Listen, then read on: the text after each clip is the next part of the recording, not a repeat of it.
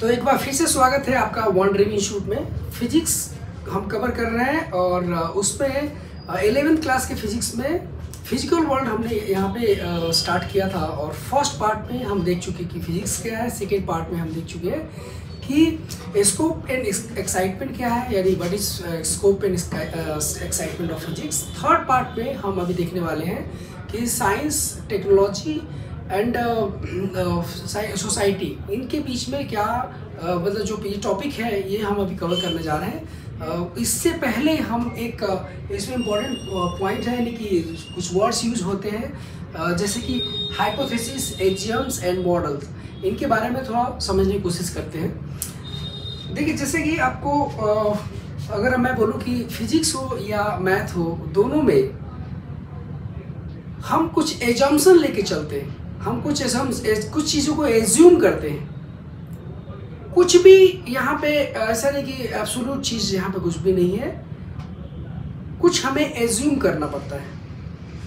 Okay, तो जब हम कोई ऐसी चीज़ें एज्यूम करते हैं और उसके बाद क्या होता है कि उसमें हम बाद में उसके रिजल्ट जो निकलते हैं, एजम्पशन के बाद कुछ रिजल्ट निकलता है और रिजल्ट का इस्तेमाल करके हम एक्सपेरिमेंट करते हैं। एक्सपेरिमेंट के बेसिस पे हम देखते हैं कि नहीं, जो हमने एज्यूम किया है वो सही है।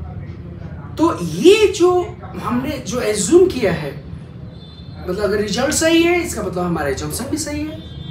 ओके, तो यहाँ पे हम जो सबसे पहले जो यहाँ पे चीज़ें हम करते थे, इसी का इस्तेमाल करके बहुत सारे लॉज दिए गए, लॉ को कभी हम कोई नहीं बोलता आपको कि प्रूफ करो, लॉ को प्रूफ नहीं कर सकते आप। लॉ भाई ऑब्जर्व किया गया और उसको एक्सपेरिमेंट किया गया, एक्सपेरिमेंट के बाद उसको हम फॉर्मूले में कन्वर्ट कर दिया या हमने एक लॉ बना दिया। तो जब उसका रिजल्ट देखते हैं तो रिजल्ट ट्रू होता है, ट्रू है इसका मतलब वहाँ पे जो एज्यूम किया गया वो भी ट्रू होता है। तो यहाँ पे लॉ को कभी हम प्रूफ नहीं करते, कोई लॉ को प्रूफ नहीं करता। लॉ बेसिकली क्या है, तो ऑब्जर्व किए गए जो फैक्ट्स है उनको बेसिकली हमने चेंज किया, हमने कन्वर्ट किया है एक लॉ के फॉर्म में, राइट। तो उसी तरह से बेसिकली अभी लॉ को जब हमें बनाना होता है, जैसे कि आप यूनिवर्सल लॉ ऑफ ग्रेविटेशन की बात करें तो उसमें एज्यूम कर लिया गया कि भाई ये दो मासेस है और वो क्या कर रहे हैं, एक दूसरे को अट्रैक्ट कर रहे हैं और उसके बाद उसके उस बेसिस पे कितना फोर्स आया वो सब निकाला गया। तो ये चीज़ें यहाँ पे देखी है कि भाई वही चीज़ है कि लॉ को हम बेसिकली नहीं ये करते, लॉ को हम कभी भी प्रूफ नहीं करते हैं। अब बात करते हैं कि अभी जैसे मैं आपको बता रहा था कि अभी जैसे मैं आपको बोल रहा था कि कुछ चीज़ों को हमें एज्यूम करना पड़ता है फिजिक्स में और मैथ में। हमें मैथमेटिक्स में जब पढ़ते हैं तो कुछ चीज़ों को एज्यूम करते हैं, तो वो अब एक यहाँ पे टर्म आता है हाइपोथेसिस। तो हाइपोथेसिस क्या है बेसिकली, तो कुछ चीज़ों को जो एज्यूम किया आपने, कुछ चीज़ों को जो सपोज कर लिया, मान लिया कि भाई, मान लिया कि जैसे आप कहते हैं नहीं, मान लिया एक्स है, मान लिया ये क्वांटिटी एक्स है, ओके, और उसके बेसिस पे हम करते हैं। मान लिया एक क्वांटिटी वाई है, तो यहाँ पे हाइपोथेसिस से supposition without assuming that it is true. हमने कुछ मान लिया ये जाने बिना कि वो ट्रू है, या हम ये एज्यूम किए बिना कि वो ट्रू है, जस्ट हमने एज्यूम कर लिया कोई चीज़ है ये, तो वो हाइपोथेसिस जो भी एज्यूम करते हैं हम लोग, सपोज करते हैं, वो हाइपोथेसिस होता है, राइट। अब जैसे कि लॉ ऑफ ग्रेविटेशन की जो चीज़ें दी रखी है, लॉ ऑफ ग्रेविटेशन में हम कुछ चीज़ों को एज्यूम किया हमने और उसके बेसिस पे हमने उसको एक्सप्लेन किया, जो कुछ फॉर्मूला लेके आया, उसके बाद एक्सपेरिमेंट के थ्रू उसको प्रूव किया, राइट। तो बेसिकली क्या है, हाइपोथेसिस एक एजम्पशन है, ओके, जो किसी भी लॉ की तरफ या किसी भी फॉर्मूले की तरफ जाने से पहले हम कुछ एज्यूम कर लेते हैं, वो जस्ट एजम्पशन है। ओके, तो एग्जियम्सन है, हाइपोथेसिस नथिंग बट एजम्पशन। उसके बाद नेक्स्ट जो टर्म आता है, एक्सियम्स क्या होते हैं। एक्सियम्स आप बोल सकते हो कि एक्सियम्स जो है, जो एक्सियम्स स्वतः सच, ऐसे बोल सकते हो कि अपने आप में सच है, राइट। हम बोलते हैं कि भाई देखिए ये चीज़, ये आप मान लीजिए कि ये चीज़ें सच है, और उस मतलब और बेसिकली ऑब्जर्वेशन, बहुत सारा ऑब्जर्वेशन होता है, या फिर हम क्या होता है कि हम जस्ट मान लेते हैं कि भाई ये चीज़ें मान लीजिए कि ये सच है, ये सच है, ऐसे सच है, ये मान लीजिए आप, और उसके बेसिस पे फर्दर बात की जाती है, उसके ऊपर फर्दर चीज़ों को हम उसको बेस मान के और हम उसको फर्दर हम बाकी चीज़ों को रिलेट करने की कोशिश करते हैं। तो एक्सियम्स का मतलब जो बोला है, जो चीज़ें हमने स्वतः सच, अपने आप में सच है। एक्सियम्स यानी कि जो है, तो axioms, an axiom is a self evident truth while a model is a, okay. तो एक्सियम क्या होते हैं? तो एक्सियम अपने आप में सच है, इसको भाई ये कुछ चीज़ें बोली गई और इसको सच मानना है, यानी कि उसको अपने आप में ये सच होती है, राइट। तो इनको बोलते हैं एक्सियम्स। उसके बाद बोलते हैं कि भाई मॉडल क्या है? तो थ्योरी जो एक्सप्लेन किया गया, ओके, थ्योरी जो होती है, theory propose to explain observe phenomena. जो थ्योरी जो प्रपोज किया जाता है किसी भी ऑब्जर्व फिनोमिना को, कोई भी गतिविधि देखी गई, कोई भी गतिविधि को ऑब्जर्व किया गया और उसको हमने क्या किया, उसके लिए कोई थ्योरी प्रपोज की, तो उसको हम बोलते हैं मॉडल, राइट। तो ये चीज़ें अंतर है इनमें, और ये लगभग बहुत अलग अलग जगहों पे इसका इस्तेमाल होता है। आप जैसे कि आप आगे आएंगे तो उस चीज़ को रियलाइज करेंगे, जैसे कि बोर्स मॉडल है, एटॉमिक मॉडल से रिलेटेड है। ये जब 12th में आओगे तो आपको समझ में आएगा। तो मतलब चीज़ें आएंगी ये, लेकिन वहाँ पे हम कुछ चीज़ों को एज्यूम करते हैं और उसके बाद हम करते हैं, राइट। तो ये चीज़ें हैं, तीनों टर्म्स आपको होपफुली समझ में आ गया होगा, राइट। जैसे देखिए मैथ भी जो होती है, मैथ में भी हमें एक्सियम्स की जरूरत पड़ती है और हाइपोथेसिस की जरूरत पड़ती है, वहाँ पे भी अलग अलग जगहों पे, राइट। मैथ में भी हम जगह पड़ती है। अब इसमें अलग अलग जगहों पे जरूरत पड़ती है। कौन सी जगह है? धीरे धीरे आपको जब कोर्स जब आप गो थ्रू करोगे तो धीरे धीरे वो चीज़ें आएंगी, राइट। तो होपफुली ये चीज़ें, यानी कि हाइपोथेसिस जो हम मान लेते हैं, सपोज कर लेते हैं, राइट, वो जस्ट एज्यूम कर लेते हैं, उसको हम हाइपोथेसिस बोलते हैं। एक्सियम मतलब स्वतः सच, कुछ जो भी बोल दिया वही चीज़, वो चीज़ें हम इसको सच मानेंगे तो उसके बेसिस पे हम आगे बात करेंगे। ये चीज़ों को कुछ पॉइंट्स होते हैं, वो उनको हम बोलते हैं कि ये एक्सियम्स है। और मॉडल्स क्या है? तो बेसिकली थ्योरी, जो प्रपोज थ्योरी होती है, राइट। तो यहाँ पे बात आती है कि physics, technology and society. Physics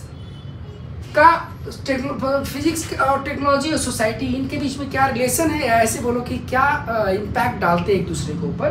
देखिए फिजिक्स क्या करता है, फिजिक्स के बेसिस पे हम क्या करते हैं, कोई थ्योरी निकालते हैं। अब उस थ्योरी का यूज़ करके बेसिकली थ्योरी कुछ दिया गया और उसका इस्तेमाल करके हम क्या करते हैं, कोई टेक्नोलॉजी डेवलप करते हैं। टेक्नोलॉजी का मतलब कि जो कुछ कॉन्स्टेंट का मतलब कुछ चीज़ों को ध्यान में रखते हुए हम कुछ चीज़ डेवलप करते हैं, कुछ रेस्ट्रिक्शंस को, कुछ कॉन्स्टेंट को ये करके उनको ध्यान में रखते हुए हम कोई चीज़ डेवलप करते हैं, कोई ऑब्जेक्ट डेवलप करते हैं, या किसी कोई कहीं पे जो भी रिक्वायरमेंट है किसी चीज़ का, किसी प्रॉब्लम को सॉल्व करने के लिए, तो वो हम वहाँ पे क्या करते हैं, जो भी चीज़ें डेवलप करते हैं वो बेसिकली एक टेक्नोलॉजी का इस्तेमाल करके ही हम डेवलप करते हैं। कोई भी प्रॉब्लम आपके सामने आती है और उस प्रॉब्लम को सॉल्व करने के लिए आपको क्या करना पड़ता है कि जो भी रिस्ट्रिक्शंस है आपके पास, जो भी कंस्ट्रेंट है, उसका इस्तेमाल करते हैं, उसको ध्यान में रखते हुए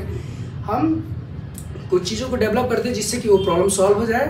ओके, सोसाइटी की प्रॉब्लम सॉल्व हो जाए, सोसाइटी में कुछ भी प्रॉब्लम आती है उसको। तो बेसिकली फिजिक्स आपको पता ही है कि this is the study of law of nature.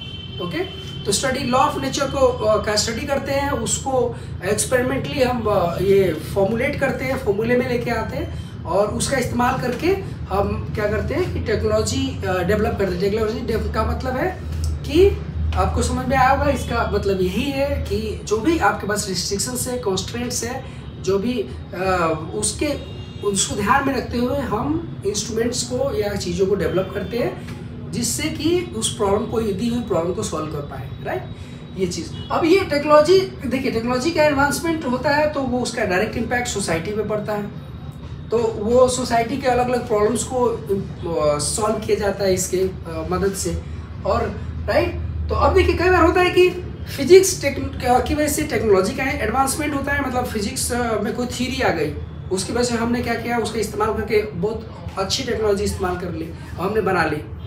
और कई बार होता है कि बहुत एडवांसमेंट आ गया, बहुत हाई फाई टेक्नोलॉजी है, मतलब बहुत बड़ा अच्छा नई टेक्नोलॉजी आई, उसके बेसिस पे हमें नई नई चीज़ों को पता चला और नई नई चीज़ों को पता चलता है तो हम उसको मतलब उसके बेसिस पे हम लॉ वगैरह हम डेवलप करते हैं, राइट। तो ये एक दूसरे को फिजिक्स की वजह से टेक्नोलॉजी को हेल्प मिलता है, टेक्नोलॉजी की वजह से फिजिक्स को हेल्प मिलता है, और इनका इस्तेमाल करके हम क्या करते हैं, सोसाइटी के डिफरेंट प्रॉब्लम्स को सॉल्व करते हैं, ठीक है। होपफुली आपको समझ में आया होगा ये चीज़, राइट। और राइट ये चीज़ें आप यहाँ पे बहुत सारे प्रॉब्लम्स हैं। फॉर एग्जांपल अभी आप देख सकते हो 4G आया, 3G के बाद 4G आया। अभी क्या था कि 3G बहुत स्लो था, और 4G जब आया तो 4G काफ़ी स्पीड काफ़ी ज़्यादा उसकी थी।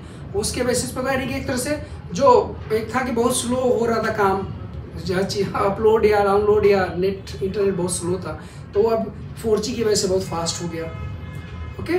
तो यहाँ पे नई टेक्नोलॉजी आ गई, यहाँ पे नई टेक्नोलॉजी से जो सोसाइटी की मतलब लोगों का टाइम बच गया, बहुत फास्ट काम होने लगा, तो ये सोसाइटी में इम्पैक्ट पड़ेगा, सोसाइटी को फायदा होता है ये चीज़ें, राइट। तो होपफुली यहाँ तक आप देख सकते हैं अलग अलग चीज़ों में बहुत सारे अलग अलग जगहों पे इसका इस्तेमाल बेसिकली होता रहता है फिजिक्स का, और तो ये चीज़ें आप समझ में आई होगी होपफुली, राइट।